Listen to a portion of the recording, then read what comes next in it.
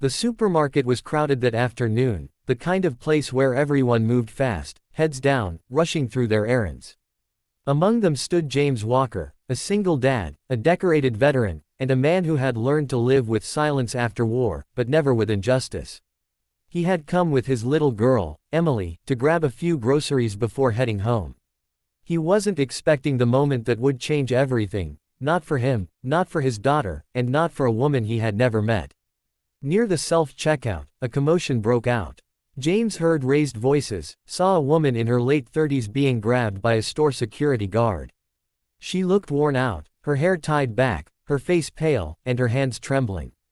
The guard was accusing her of shoplifting.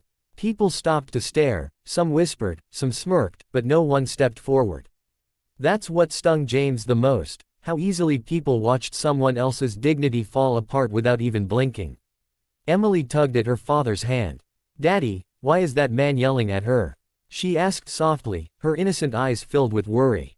James bent down, looked at his daughter, and whispered, "Because sometimes people get treated unfairly.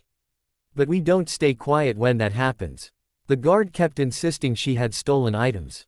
The woman's voice shook as she tried to explain. "I paid for everything. Check the receipt. Please, I'm not a thief." But the guard didn't want to listen. He was loud, rude, and already calling the police. James could see the woman's hands twitching, not with guilt, but with frustration and humiliation. Something inside James snapped. He had fought overseas for freedom, for dignity, for justice. He had lost brothers in arms, watched his own soul break apart and then rebuild in pieces. He couldn't stand by and let a stranger, especially a woman, be crushed under false accusations. He stepped forward. "That's enough," James said, his voice steady but commanding, the kind of tone that silenced even the noisiest rooms. The guard turned, annoyed, but the look in James's eyes made him falter. Years of discipline and fire lived behind that gaze. "You're accusing her without proof.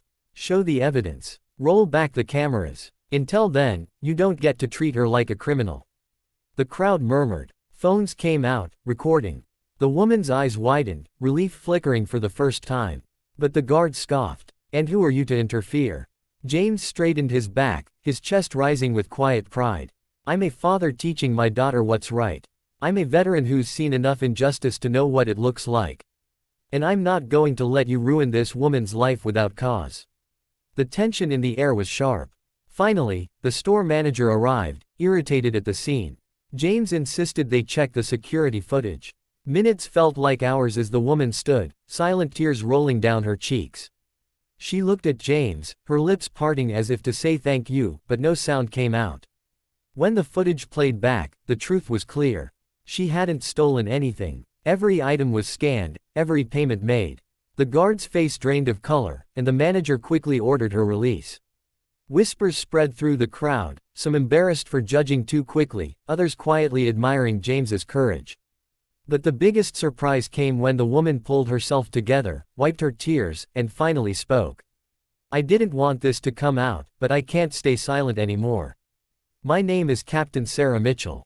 I serve with the city police department. I came in off duty, just as a mother, just as a woman doing her shopping.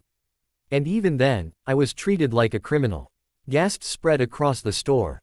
She was an officer, a protector, yet stripped of dignity in a single moment because of bias, assumption, and arrogance.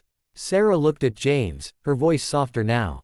"If you hadn't stepped in, I don't know how far this would have gone." "Thank you, truly." James nodded. "We all deserve someone to stand up for us when the world turns its back." He glanced down at Emily, who was holding his hand tighter than ever. "I just did what I'd want someone to do for my little girl one day." Later, as they walked out together, Sarah stopped him. "You're raising her right. Most people would have filmed it and walked away. You chose to act." Her eyes carried the weight of someone who had seen too much darkness but found a moment of light in a stranger's courage. James smiled faintly. "I guess being a soldier never leaves you. The battle just changes." That night, Emily asked her father why he had stepped in. He picked her up, sat her on his knee, and said, "Because doing the right thing isn't always easy. But it's what makes us who we are. Remember that, Em." The story of that day didn't end at the supermarket. The video spread online. Millions watched a veteran defend a woman, only to discover she was a captain of the very police force meant to protect the people. The message was clear: justice isn't about uniforms or titles, it's about courage, compassion, and refusing to stay silent. And as you sit here listening, maybe you feel the weight of those words too. In a world where too many scroll past pain, where too many stay silent when someone is humiliated, ask yourself, who will you be? Will you stand by, or will you stand up? If James's story touched your heart, don't just let it pass. Hit that like button, share this video, and subscribe to the channel. Because the more we tell stories like this, the more we remind the world that one voice, one choice, can change everything. And maybe, just maybe, the courage you hear today will be the courage you carry tomorrow.